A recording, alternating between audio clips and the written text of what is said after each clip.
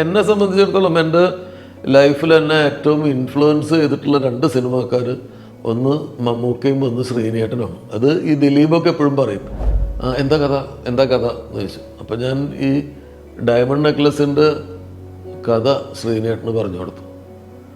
ശ്രീനേട്ടൻ ഭയങ്കര എക്സൈറ്റഡായി. ശ്രീനേട്ടൻ പറഞ്ഞു, ഇതാണ് കഥ, ഇത് ഉഗ്രം കഥയാണ് എന്ന് 2-3 പ്രാവശ്യം പറഞ്ഞു.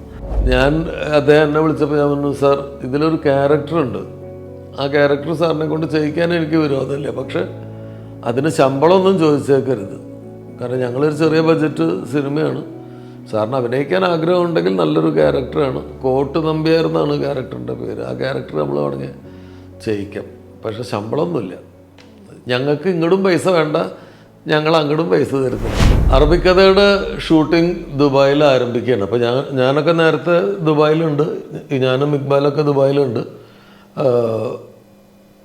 ഷൂട്ടിങ്ങിന് വേണ്ട കാര്യങ്ങളൊക്കെ 2 ദിവസം മുമ്പ് മറ്റ് ടെക്നീഷ്യൻസ് എല്ലാവരും വരും. അപ്പോൾ അതിനു മുമ്പ് ലൊക്കേഷൻ കാണൽ കാര്യങ്ങളൊക്കെ കഴിഞ്ഞിട്ടുണ്ട്. അപ്പോൾ ശ്രീനേട്ടൻ പറഞ്ഞു, ഒരാഴ്ച മുമ്പ് ശ്രീനേട്ടൻ ദുബായിക്ക് വരാം, അപ്പോൾ ഈ പൂർത്തിയായ സ്ക്രിപ്റ്റൊക്കെ വായിക്കാം, എന്തെങ്കിലും അദ്ദേഹത്തിൻ്റെ ഒപ്പീനിയൻസ് ഒക്കെ പറയാം, സജഷൻസ് പറയാം. അപ്പോൾ ഞങ്ങൾക്കും അത് വളരെ സന്തോഷമുള്ള കാര്യമാണ്. അപ്പോൾ അറബിക്കഥ ഷൂട്ടിംഗ് തുടങ്ങുന്നതിന് മുമ്പ്, ഈ ദുബായിലേക്ക് വരുന്നതിന് മുമ്പ് ഞാൻ നാട്ടിൽ പുതിയ ഒരു മ്യൂസിക് ഡയറക്ടറും പുതിയൊരു ലിറിസിസ്റ്റുമാണ് സിനിമയ്ക്ക് വേണ്ടിയിട്ട് സംഗീത വിഭാഗം കൈകാര്യം ചെയ്യുന്നത്. ബിജി ബാൽ എന്നാണ് ആ മ്യൂസിക് ഡയറക്ടറുടെ പേര്. ബിജിയുടെ ആദ്യത്തെ സിനിമയാണ്. അനിൽ പനച്ചൂരാനായിരുന്നു ആ ഗാനരചയിതാവ്. അനിൽ പനച്ചൂരാൻ അതിനു മുമ്പ് ഏതോ ഒരു സിനിമയ്ക്ക് പണ്ടെപ്പോഴോ ഒരു പാട്ട് എഴുതിയിരുന്നു, പക്ഷെ ആ സിനിമ പുറത്തു വരാതിരിക്കുകയോ അങ്ങനെ എന്തൊക്കെ ആണ്. അപ്പം പുറത്തു വരുന്ന ആദ്യത്തെ സിനിമ അറബിക്കഥയാണ്. അപ്പം അത് വേറെ കഥകളാണ്. അപ്പം അവർ 2 പേരും ചേർന്നിട്ടുള്ള പാട്ടുകളെല്ലാം ചെയ്തിട്ടുണ്ട്, റെക്കോർഡിങ് ആരംഭിച്ചിട്ടുണ്ട്. അപ്പോൾ അതിനുശേഷമാണ് ഞാൻ ദുബായിലേക്ക് വരുന്നത്. ശ്രീനേട്ടൻ ഒരാഴ്ച മുൻപ് വരാമെന്ന് പറഞ്ഞു. അങ്ങനെ ശ്രീനേട്ടൻ എത്തുമ്പോഴേക്കും നാട്ടിൽ നിന്ന് ബിജി ബാൽ ചോര വീണ മണ്ണിൽ എന്നുള്ള പാട്ട് റെക്കോർഡ് ചെയ്തിട്ട് ഞങ്ങൾക്ക് ദുബായിലേക്ക് കൊടുത്തയച്ചിട്ടുണ്ടായിരുന്നു. ശ്രീനേട്ടൻ വന്ന ഉടനെ അപ്പോൾ ആ പാട്ട് കേട്ടിട്ട് ഞാൻ ഭയങ്കര എക്സൈറ്റഡായി, കാരണം എൻ്റെ ഒരു കണ്ടെത്തൽ തെറ്റായി പോയില്ല. ഞാൻ കണ്ടെത്തിയ മ്യൂസിക് ഡയറക്ടറും ഞാൻ കണ്ടെത്തിയ ലിറിസിസ്റ്റും ഗംഭീര കക്ഷികളാണെന്ന് എനിക്ക് തന്നെ ഒരു തോന്നലുണ്ടായി ആ പാട്ട് കേട്ടിട്ട്. അത്രയും മനോഹരമായിരുന്നു ആ പാട്ട്. ചോര വീണ മണ്ണിൽ നിന്നുയർന്നു വന്ന പൂമരം ചേതനയിൽ. അപ്പോൾ ശ്രീനേട്ടൻ്റെ മുമ്പിൽ ആ പാട്ട് അവതരിപ്പിക്കുന്നത് ഒട്ടൊക്കെ ഒരു അഭിമാനത്തോടു കൂടിയിട്ടാണ് ഞാനത് ശ്രീനേട്ടനെ കേൾപ്പിക്കുന്നത്. ശ്രീനേട്ടൻ ആ പാട്ട് വെച്ച് പാട്ട് പ്ലേ ചെയ്ത് ആ പാട്ട് കേട്ടു. ശ്രീനേട്ടൻ ഫുൾ പാട്ട് കഴിഞ്ഞിട്ട് ഞാൻ ശ്രീനേട്ടൻ്റെ റിയാക്ഷൻ നോക്കി നിൽക്കുകയാണ്. ശ്രീനേട്ടൻ ഇങ്ങനെ ഒരു ഭാവഭേദവും ഇല്ലാതെ ഇങ്ങനെ സിഗരറ്റ് വലിച്ചുകൊണ്ടിരിക്കുന്നുണ്ട്, പാട്ട് കേൾക്കുന്നുണ്ട്. പാട്ട് കേട്ട് കഴിഞ്ഞിട്ട് എന്നോട് പറഞ്ഞു, ഈ ചെറുപ്പക്കാരൻ ഒരു കലക്കും, അവൻ മലയാള സിനിമയിൽ കുറച്ച് കാലം ഉണ്ടാവും. AR റഹ്മാനൊക്കെ അയാളുടെ ആദ്യത്തെ ഗാനം നമ്മൾ AR റഹ്മാൻ്റെയൊക്കെ കേട്ടതുപോലെയാണ് ഇയാളുടെ ഈ പാട്ട് ഞാൻ കേൾക്കുന്നത്. അതിലേറ്റവും പ്രധാനം ആ സിറ്റുവേഷൻ്റെ ഫീല് ഭയങ്കരമായിട്ട് ആ പാട്ടിൽ വന്നിട്ടുണ്ട്. അപ്പോൾ പുതിയൊരു മ്യൂസിക് ഡയറക്ടർ എപ്പോഴും നമ്മൾ പാട്ട് ചെയ്യിപ്പിച്ചാൽ പോലും റീറെക്കോർഡിങ് പേടിയാണ്. റീറെക്കോർഡിങ് എങ്ങനെ ഇയാൾ ചെയ്യും? ഒരു സിനിമയുടെ ഒരു ബാക്ക് ബോൺ പോലെ വരുന്ന ഒരു കാര്യമാണ് ഈ പശ്ചാത്തല സംഗീതം. അപ്പോൾ അതൊരു പരിചയസമ്പന്നരായിട്ടുള്ള ആളുകൾക്കാണ് അത് ചെയ്യാൻ പറ്റുക. പക്ഷേ ഞാൻ ബിജി തന്നെയാണ് പശ്ചാത്തല സംഗീതവും ചെയ്യാൻ പോകണമെന്ന് തീരുമാനിച്ചിരുന്നു. അപ്പോൾ ശ്രീനേട്ടൻ എന്നോട് പറഞ്ഞു, തീർച്ചയായിട്ടും ഇയാളെ കൊണ്ട് തന്നെ ബാക്ക്ഗ്രൗണ്ട് സ്കോറും ചെയ്യിക്കണം, കാരണം ഈ പാട്ട് ചെയ്ത ആൾക്ക് എന്തായാലും നമ്മുടെ പടത്തിൻ്റെ ബാക്ക്ഗ്രൗണ്ട് സ്കോറും ചെയ്യാൻ പറ്റും അങ്ങനെ പറഞ്ഞു. അപ്പോൾ അത് വലിയ സന്തോഷമായി. അപ്പോൾ അത് കഴിഞ്ഞ് ദുബായിൽ ശ്രീനേട്ടന് ഒരുപാട് സുഹൃത്തുക്കളുണ്ട്. അപ്പോൾ ഞങ്ങളന്ന് ദുബായിൽ ഒരു ഹോട്ടലിൽ റൂം എടുത്തിട്ടാണ് ഈ സ്ക്രിപ്റ്റ് വായനയ്ക്ക് വേണ്ടിയിട്ട് ഇരിക്കുന്നത്. പക്ഷെ അന്ന് തന്നെ ഒരുപാട് പേര് വിളിക്കുകയും വരികയും ഒക്കെ ചെയ്തുകൊണ്ടിരുന്നു. അപ്പോൾ ശ്രീനേട്ടൻ പറഞ്ഞു, നമുക്ക് ഇവിടുന്ന് എവിടേക്കെങ്കിലും ഒന്ന് മാറിയിരിക്കാം, ഒരു രഹസ്യ താവളത്തിലേക്ക് മാറിയേ പറ്റൂ. കാരണം അല്ലെങ്കിൽ ആൾക്കാരോട് വരാൻ പാടില്ല എന്നൊന്നും പറയാൻ പറ്റില്ല, പറഞ്ഞിട്ടും കാര്യമില്ല, അവർ വരും. അപ്പോൾ അതൊക്കെ വളരെ വേണ്ടപ്പെട്ട ആളുകളാണ്, അവരോടൊന്നും മുഖം മുഷിഞ്ഞ് സംസാരിക്കാൻ പറ്റില്ല. നമുക്ക് എവിടേക്കെങ്കിലും 2-3 ദിവസം മാറിയിരിക്കാൻ പറ്റുമെന്ന് ചോദിച്ചു. അപ്പം ഞങ്ങൾ ഈ സിറ്റുവേഷൻ പ്രതീക്ഷിച്ചിരുന്നതുകൊണ്ട് ദുബായിൽ നിന്ന് മസ്കറ്റിലേക്ക് പോകുന്ന വഴിയിൽ ഹത്ത എന്ന് പറഞ്ഞൊരു സ്ഥലമുണ്ട്, ഹത്ത. അപ്പോൾ അവിടെ നമ്മൾ ഈ അറബിക്കഥയിലെ കുറേ പോർഷൻസ് ഷൂട്ട് ചെയ്യാൻ വേണ്ടിയിട്ട് അങ്ങോട്ട് പോകുന്ന റോഡൊക്കെ ഞാൻ ലൊക്കേഷനായിട്ട് കണ്ടെത്തിയിട്ടുണ്ടായിരുന്നു. ഈ നമ്മളുടെ ഇന്ദ്രജിത്ത് വന്നതിന് ശേഷം, അൻവർ വന്നതിന് ശേഷം അൻവറും സലിം കുമാറിൻ്റെ ക്യാരക്ടറും കൂടിയിട്ട് ആ വഴികളിലൂടെ ഒക്കെ ക്യൂബ മുകുന്ദനെ അന്വേഷിച്ച് പോകുന്ന സാധനങ്ങൾ ഷൂട്ട് ചെയ്യാനുള്ള ലൊക്കേഷനായിട്ട് ഞാൻ കണ്ടുവച്ചിട്ടുണ്ടായിരുന്നു. അപ്പോൾ ആ ലൊക്കേഷൻ കാണാൻ വേണ്ടി പോയപ്പോൾ അവിടെ ഒരു ഫാമൊക്കെ നമ്മൾ കാണാൻ പോയിരുന്നു. ആ ഫാമിൽ നമ്മൾ ഷൂട്ട് ചെയ്തിട്ടുണ്ട്. അപ്പോൾ അത് കാണാൻ പോയപ്പോൾ അതിൻ്റെ അടുത്ത് ഒരു താഴെ ഒരു പ്രൊവിഷൻ ഷോപ്പും ആ ഷോപ്പിൻ്റെ മുകളിൽ 3 ഡബിൾ റൂമുകളും ഉണ്ട്. അപ്പോൾ അവിടെ എനിക്ക് തോന്നുന്നു ഈ തണുപ്പ് കാലത്ത് ദുബായിൽ നിന്നൊക്കെ ഫാമിലീസ് വന്നിട്ട് അവിടെ വന്ന് താമസിക്കുകയും ആ സ്ഥലത്തെ ടെറൈൻ മൊത്തം വേറെയാണ്, മലകളൊക്കെ ഉള്ള, ഈ മസ്കറ്റിൻ്റെയും സലാലയുടെയും ഒക്കെ ഒരു അന്തരീക്ഷമുള്ളൊരു സ്ഥലമാണ്. ഈ ഒമാൻ്റെയൊക്കെ അന്തരീക്ഷം, ഈ മലകളും കാര്യങ്ങളൊക്കെ ഉള്ളൊരു സ്ഥലമാണ്. അപ്പോൾ അവിടെ ആളുകൾ താമസിക്കാറുണ്ടെന്ന് തോന്നുന്നു. അതാണ് അവിടെ 3 റൂമുകൾ അവർ കെട്ടിയിട്ടിട്ടുള്ളത്. അപ്പോൾ ആ 3 റൂമുകൾ ഞങ്ങൾ ബുക്ക് ചെയ്തു. ഒരെണ്ണം ശ്രീനേട്ടൻ, ഒരെണ്ണം ഇക്ബാലിന്, പറഞ്ഞാൽ എനിക്ക്. അങ്ങനെ 3 റൂമുകൾ എടുത്ത് 3 ദിവസത്തേക്ക് ഞങ്ങൾ അങ്ങോട്ട് മാറി. അപ്പോൾ അവിടെ ഇരുന്നിട്ടാണ് ഈ അറബിക്കഥയുടെ തിരക്കഥയിലെ പല കാര്യങ്ങളെക്കുറിച്ചും ചർച്ച ചെയ്തതും. ശ്രീനേട്ടൻ ചില സെഷൻസ് പറയും. അപ്പോൾ ഈ ചിലപ്പോൾ ആ തിരക്കഥയുടെ ടോട്ടാലിറ്റിയിൽ പിന്നീട് വരുന്ന സീനിൽ ചെയ്യാൻ ഉദ്ദേശിച്ച സാധനങ്ങളുമായിട്ടുള്ള കണക്ഷൻ്റെയൊക്കെ ചില പ്രശ്നങ്ങൾ ഇക്ബാൽ ഉന്നയിക്കും. അങ്ങനെ അതിനൊരു സൊല്യൂഷൻ ഞാൻ നിർദ്ദേശിക്കും. അങ്ങനെ ആ ഒരു ഡിസ്കഷൻ വളരെ രസകരമായിട്ട് ആ 3 ദിവസം അവിടെ ചർച്ച ചെയ്യും. അത് ആ സിനിമയ്ക്ക് ഒരുപാട് നല്ല പോസിറ്റീവായിട്ടുള്ള കോൺട്രിബ്യൂഷൻസ് ഉണ്ടായി. അങ്ങനെ അത് കഴിഞ്ഞ് ഞങ്ങൾ ദുബായിൽ വന്ന് ദുബായിൽ ഈ സിനിമയുടെ ഷൂട്ടിംഗ് ആരംഭിച്ചു. അറബിക്കഥ ഒരു 40-45 ദിവസം കൊണ്ട് ഷൂട്ട് ചെയ്തു. അപ്പോൾ ആ ദുബായിലെ പോർഷൻസിൽ ശ്രീനേട്ടനോടൊപ്പം താമസിക്കുന്ന ക്യാമ്പിലെ ആളുകളായിട്ട് കുറച്ച് ആളുകൾ കാണാമായിരുന്നു. അപ്പോൾ അതിൽ ആ സമയത്ത് അറ്റ്ലസ് രാമചന്ദ്രൻ സാറ് ഇടയ്ക്ക് ഇക്ബാലിനെ വിളിക്കും. ഇക്ബാൽ, നിങ്ങൾ എഴുതുന്ന സിനിമകളിൽ എന്നെ ഒന്ന് അഭിനയിപ്പിക്കണം എന്നൊക്കെ പറഞ്ഞിട്ട് ഇടയ്ക്ക് വിളിക്കാൻ അവർ തമ്മിൽ പരിചയമുണ്ട്. അപ്പോൾ ഇക്ബാൽ പറഞ്ഞ അടുത്ത് ചെയ്യാൻ പോകുന്നത് ലാൽ ജോസ് എന്ന് പറഞ്ഞ ഡയറക്ടറുടെ സിനിമയാണ്. അതിൽ ആരെയൊക്കെ അഭിനയിപ്പിക്കണം എന്ന് അദ്ദേഹമാണ് തീരുമാനിക്കുക എന്നാണ്. ലാൽ ജോസിൻ്റെ നമ്പർ തരൂ, ഞാൻ വിളിക്കാം, എനിക്കറിയാം ആളെ എന്ന് പറഞ്ഞാൽ അങ്ങനെ അറ്റ്ലസ് രാമചന്ദ്രൻ സാർ എന്നെ വിളിച്ചു. അപ്പോൾ ഞങ്ങൾ പക്ഷേ ഓൾറെഡി പുള്ളിക്ക് ഇതിലൊരു ക്യാരക്ടറിനെ ഉദ്ദേശിച്ചിരുന്നു. കോട്ട് നമ്പ്യാർ എന്ന് പറഞ്ഞ ഒരു ക്യാരക്ടർ ഇദ്ദേഹം ചെയ്യണമെന്ന് ഞങ്ങളുള്ളിൽ തീരുമാനിച്ചിട്ടുണ്ടായിരുന്നു. പക്ഷെ നമ്മൾ അത് അപ്പം പറഞ്ഞു കഴിഞ്ഞാൽ ചിലപ്പോൾ പുള്ളി ഡിമാൻഡ് കാണിച്ചാലോ എന്ന് വിചാരിച്ചിട്ട് അദ്ദേഹം എന്നെ വിളിച്ചപ്പോൾ ഞാൻ പറഞ്ഞു, സാർ ഇതിലൊരു ക്യാരക്ടറുണ്ട്, ആ ക്യാരക്ടർ സാറിനെ കൊണ്ട് ചെയ്യിക്കാൻ എനിക്ക് വിരോധമില്ല, പക്ഷെ അതിന് ശമ്പളമൊന്നും ചോദിച്ചേക്കരുത്. കാരണം ഞങ്ങളൊരു ചെറിയ ബഡ്ജറ്റ് സിനിമയാണ്, സാറിന് അഭിനയിക്കാൻ ആഗ്രഹമുണ്ടെങ്കിൽ നല്ലൊരു ക്യാരക്ടറാണ്, കോട്ട് നമ്പ്യാർ എന്നാണ് ക്യാരക്ടറിൻ്റെ പേര്, ആ ക്യാരക്ടർ നമ്മൾ പറഞ്ഞ് ചെയ്യിക്കാം, പക്ഷെ ശമ്പളമൊന്നുമില്ല, ഞങ്ങൾക്ക് ഇങ്ങോട്ടും പൈസ വേണ്ട, ഞങ്ങൾ അങ്ങോട്ടും പൈസ തരുന്നില്ല. കാരണം ആ കാലത്ത് അദ്ദേഹത്തെ അഭിനയിപ്പിക്കാൻ വേണ്ടിയിട്ട് വിളിക്കുന്ന ആളുകളൊക്കെ അവസാനം ആ സിനിമയുടെ പ്രൊഡക്ഷനൊക്കെ അദ്ദേഹത്തെ കൊണ്ട് ചെയ്യിക്കാൻ ശ്രമിക്കുക, അല്ലെങ്കിൽ അതിൽ സ്പോൺസർഷിപ്പ് മേടിക്കുകയൊക്കെ ചെയ്യുമായിരുന്നു. അപ്പോൾ ഞാൻ പറഞ്ഞു, നമുക്കൊന്നും തരണ്ട, നമ്മൾ അങ്ങോട്ടും ഒന്നും തരില്ല, അഭിനയിക്കാമെങ്കിൽ നമുക്ക് ചെയ്യാമെന്നാണ്. അപ്പോൾ പുള്ളിക്ക് വലിയ സന്തോഷമായി. പുള്ളി പറഞ്ഞു, എനിക്കൊന്നും വേണ്ട, ദുബായിലല്ലേ, ഞാൻ വിളിക്കുമ്പോൾ വന്ന് അഭിനയിച്ചോളാം എന്നാണ്. ഹലോ 1971 മുതല് ഞാൻ ഇവിടെ ഉണ്ട്. അന്ന് കേറിക്കൂടിയതായി ഈ കോട്ടിനുള്ളില്. കോട്ടു നമ്പ്യാരെന്ന് പറഞ്ഞാലേ തിരിച്ചറിയൂ. ആ സ്ഥലത്ത് വലിയൊരു പ്രോജക്റ്റ് വരുന്നുണ്ട് അത്രേ.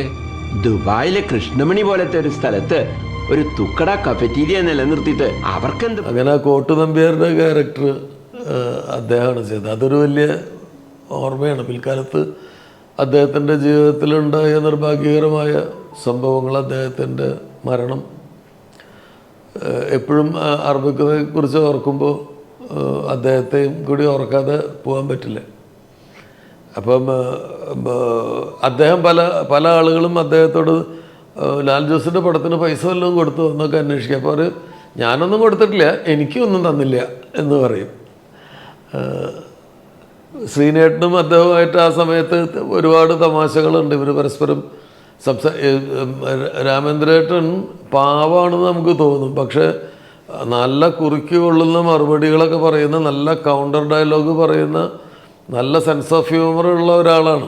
അപ്പോൾ ശ്രീനേട്ടനും രാമേന്ദ്രൻ സാറും തമ്മിൽ നല്ല ടിറ്റ് ഫോർ ടാറ്റ് ഡയലോഗ്സൊക്കെ സെറ്റിൽ ഉണ്ടാവും. ചില കാര്യങ്ങളൊക്കെ പുള്ളി ശ്രീനേട്ടനോട് സംശയം ചോദിക്കണ പോലെ ചില സജഷൻസൊക്കെ പറയും.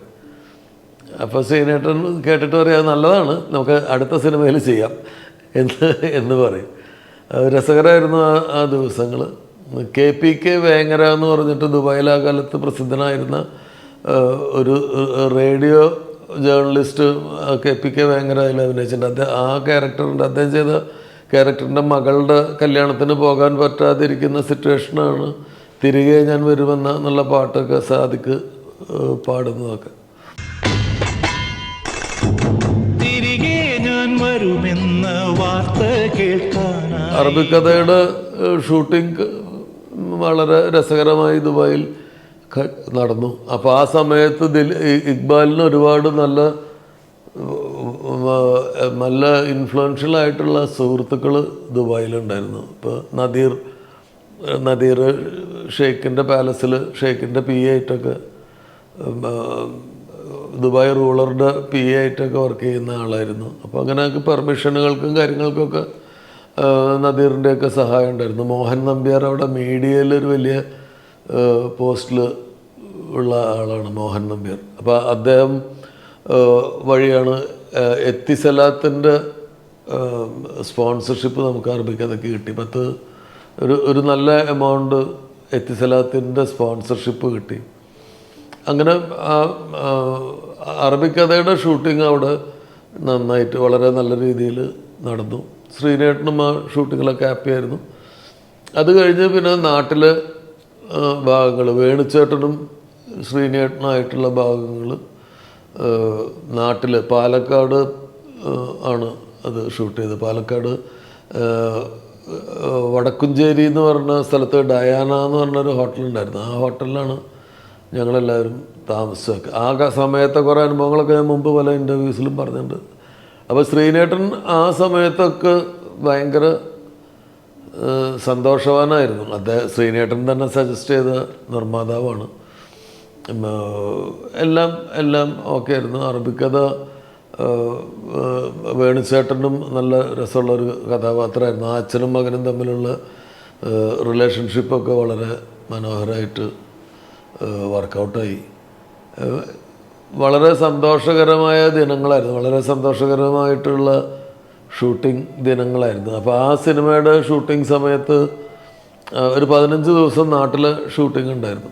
45 ദിവസം ദുബായിലും 15 ദിവസം പാലക്കാട് വരുന്നു ഷൂട്ടിംഗ്. അപ്പോൾ 15 ദിവസം ഈ ഡയറക്ഷൻ മോഹവുമായിട്ട് ആ സമയത്ത് സ്ക്രിപ്റ്റൊക്കെ എഴുതി ഡയറക്റ്റ് ചെയ്യണമെന്നുള്ള ആഗ്രഹത്തോടു കൂടി നിൽക്കുന്ന രഞ്ജിത്ത് ശങ്കർ എന്ന് പറയുന്ന, പിൽക്കാലത്ത് കുറേ സിനിമകൾ ഡയറക്റ്റ് ചെയ്ത് രഞ്ജിത്ത് ശങ്കർ ആ സിനിമയിൽ ഇത് കണ്ടുപഠിക്കാൻ വേണ്ടിയിട്ട് ആ 15 ദിവസം ലൊക്കേഷനിലുണ്ടായിരുന്നു. ആ സമയത്ത് രഞ്ജിത്തും ശ്രീനേട്ടനായിട്ടൊക്കെ ഒരു പരിചയം ഉണ്ടായിട്ടുണ്ട്. ആ പരിചയം പിന്നീട് രഞ്ജിത്ത് ഡയറക്റ്റ് ചെയ്ത പാസഞ്ചർ എന്ന് പറഞ്ഞ സിനിമയിൽ ശ്രീനേട്ടൻ അഭിനയിക്കാനൊക്കെ കാരണമായി.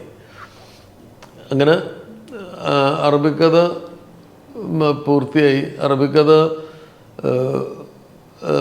അത് ഭയങ്കര വലിയ വിജയം എന്ന് പറയാൻ പറ്റില്ല. അത് ഇറങ്ങിയ സമയത്ത് ലാലേട്ടൻ്റെ ഹലോ എന്ന് പറഞ്ഞ, റാഫി മക്കാട്ടിൻ്റെ ഹലോ എന്ന് പറഞ്ഞൊരു സിനിമ ഇറങ്ങി. അതായിരുന്നു സൂപ്പർ ഹിറ്റ്.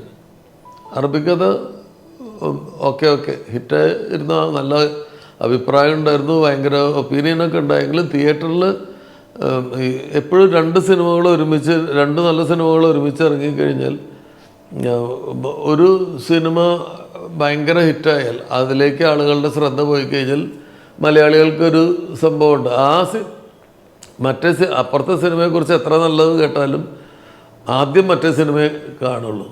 അപ്പം അങ്ങനെ ഹലോ ഭയങ്കര കളക്ഷനും ഒക്കെ ആയിട്ട് ഭയങ്കര ഹിറ്റായി. നമുക്ക് അത്രയും കളക്ഷൻ ഉണ്ടായില്ല, നമ്മൾ ചെറിയ തിയേറ്ററുകളിലൊക്കെ ആയിട്ട് അങ്ങനെ പോയി. കുഴപ്പമുണ്ടായില്ല, നഷ്ടം ഉണ്ടായില്ല, കുഴപ്പമില്ലാണ്ട് പോയി. പക്ഷേ പിൽക്കാലത്ത് വീഡിയോ കാസറ്റിൻ്റെ വിൽപ്പനയിലൊക്കെ ഭയങ്കര റെക്കോർഡ്. അന്ന് വീഡിയോ കാസറ്റുകൾ ഇറങ്ങുമായിരുന്നു. അറബിക്കഥ റെക്കോർഡ് സെയിൽസായിരുന്നു വീഡിയോ കാസറ്റ്സ്. പിന്നീട് ടി വിയിലൊക്കെ വന്നിട്ട് അത് ഒരുപാട് വ്യൂവേഴ്സിന് നേടിയ സിനിമയാണ്. ഇപ്പോഴും 10-15-16 വർഷങ്ങൾക്ക് ശേഷം ഇപ്പോഴും അറബിക്കഥ ആളുകൾ സംസാരിക്കുന്നുണ്ട്. അറബിക്കഥയിൽ ശ്രീനേട്ടൻ്റെ കഥാപാത്രത്തെക്കുറിച്ച് സംസാരിക്കാറുണ്ട്. അപ്പോൾ എനിക്കതൊരു വലിയ സന്തോഷമായി. അറബിക്കഥ എന്ന് പറയുന്ന സിനിമ ശ്രീനേട്ടനും ഞാനും മറവത്തൂർ കനവ് എന്ന് പറഞ്ഞ സിനിമ കഴിഞ്ഞിട്ട് പിന്നീട് ചില സിനിമകളിൽ ഇല്ല, ഞങ്ങൾ തമ്മിൽ പിന്നെ ഒരു സിനിമ ഉണ്ടായിട്ടില്ല. ഒരു സിനിമയെക്കുറിച്ചുള്ള ആലോചനകളൊക്കെ നടന്നിരുന്നു. മറവത്തൂർ കനവിന് ശേഷം ഒരു സിനിമ അദ്ദേഹം എഴുതാമെന്ന് പറഞ്ഞിട്ട് അതിനു വേണ്ടിയുള്ള ആലോചനകൾ നടന്നിരുന്നു. പിന്നെ എന്തോ കാരണം കൊണ്ട് അത് നടന്നില്ല. കാരണം എന്താണെന്ന് എനിക്കിപ്പോഴും അറിയില്ല. അപ്പോൾ അത് നടന്നില്ല. അങ്ങനെ അത് രണ്ടുപേരുടെ ഉള്ളിൽ അതൊരു വിഷമമായിട്ട് കിടക്കുന്നുണ്ടായിരുന്നു.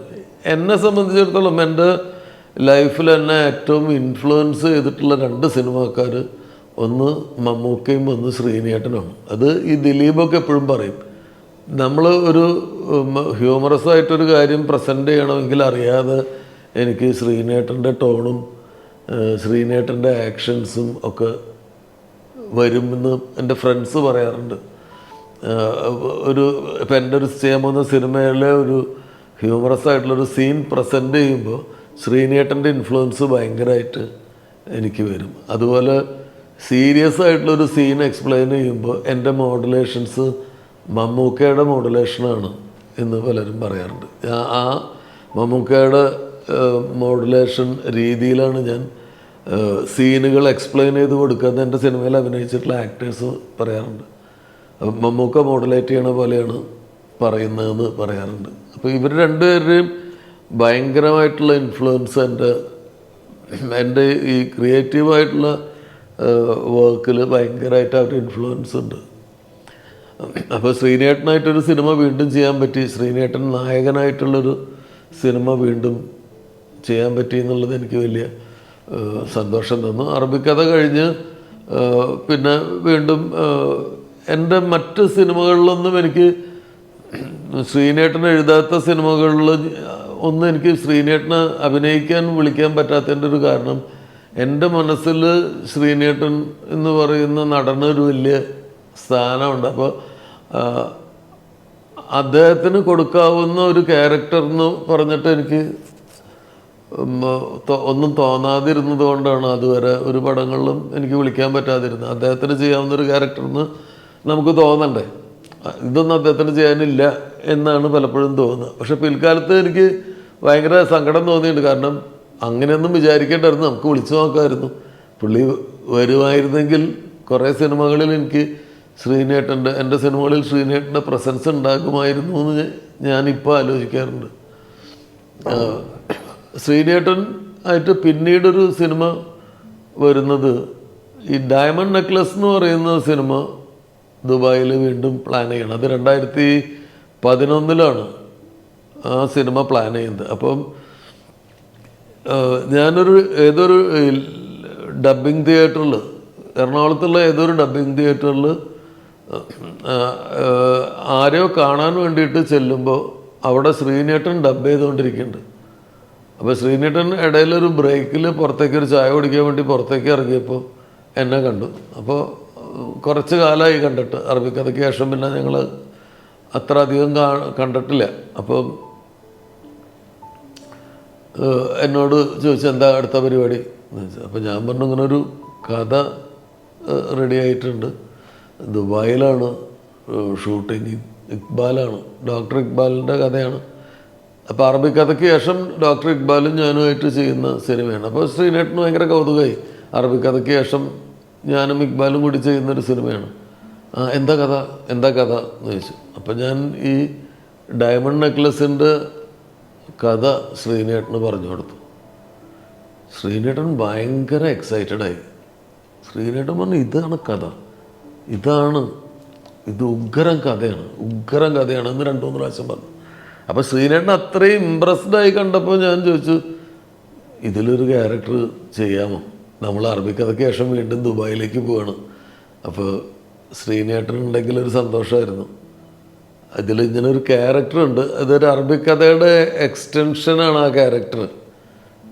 അറബിക്കഥയിലെ ക്യൂബ മുകുന്ദൻ്റെ പോലെയുള്ള ഒരാളാണ്, ഒരു സാധാരണക്കാരൻ, ദുബായിൽ ജോലി ചെയ്യുന്ന, കുടുംബമൊക്കെ നാട്ടിലുള്ള ഒരു ആൾ. ഈ നായകന് ക്രൂഷ്യലായിട്ടുള്ള സമയത്ത് സഹായിക്കുകയും നായകൻ ഇയാളെ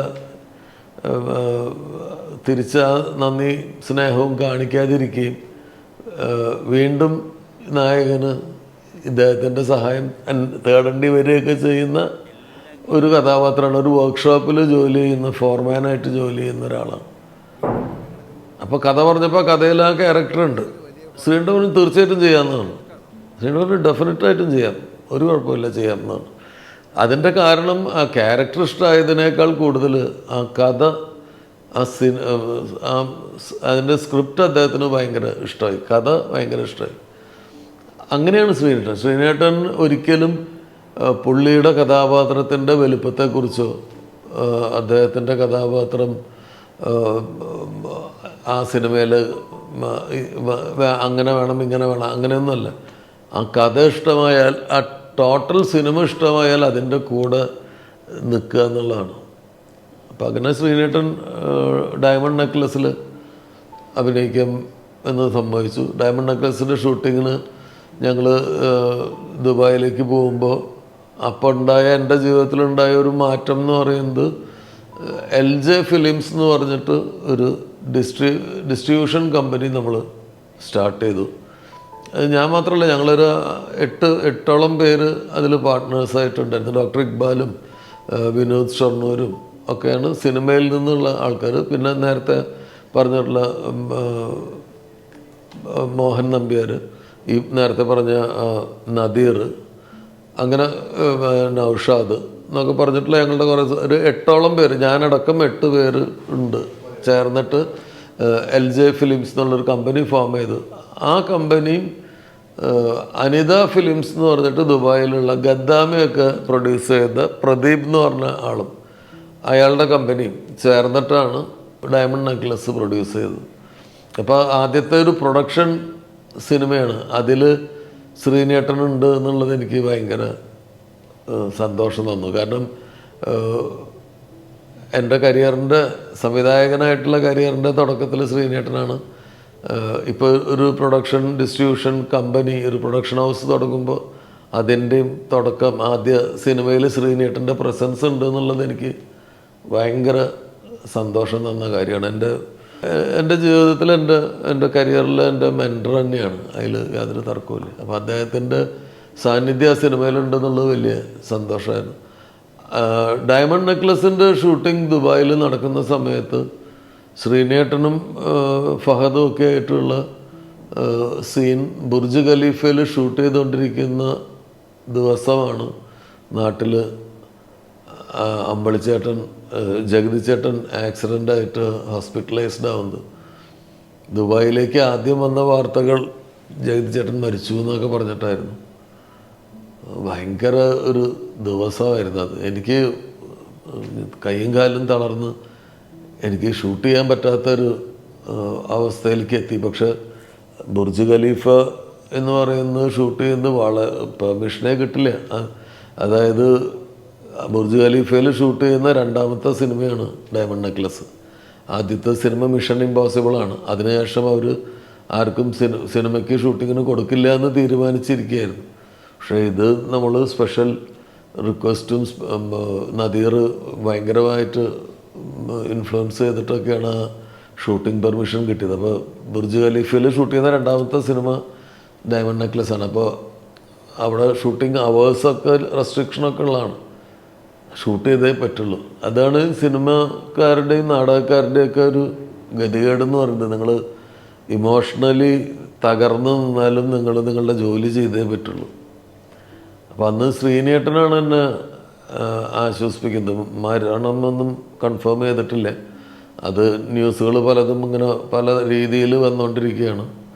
ഒന്നും സംഭവിക്കില്ല എന്ന് നമുക്ക് വിചാരിക്കാം. പിന്നെ ഇതൊന്നും നമ്മളുടെ കൺട്രോളിലുള്ള കാര്യങ്ങളല്ല. അപ്പം നമ്മൾ അതിനെ നമ്മളുടെ ഇമോഷൻസിനെ ഒരു സൈഡിലേക്ക് മാറ്റിയിട്ട് നമ്മൾ വർക്കിൽ കോൺസെൻട്രേറ്റ് ചെയ്തേ പറ്റൂ. മറ്റ് ആളുകളുടെ ടൈമും മറ്റ് ആളുകളുടെ പണവും ഒക്കെ ഇൻവോൾവ് ചെയ്യുന്നൊരു പരിപാടിയാണത് എന്ന് പറഞ്ഞ് ശ്രീനേട്ടനാണ് എനിക്ക് ധൈര്യം തന്ന് എന്നെ വീണ്ടും ഷൂട്ട് ചെയ്യാൻ ഉള്ള മാനസികാവസ്ഥയിലേക്ക് കൊണ്ടുവരുന്നു. അന്ന് ഞങ്ങൾ പിന്നെ ശ്രീനേട്ടനും ഫഹദുമായിട്ടുള്ള ആ സീക്വൻസ് ഷൂട്ട് ചെയ്തു.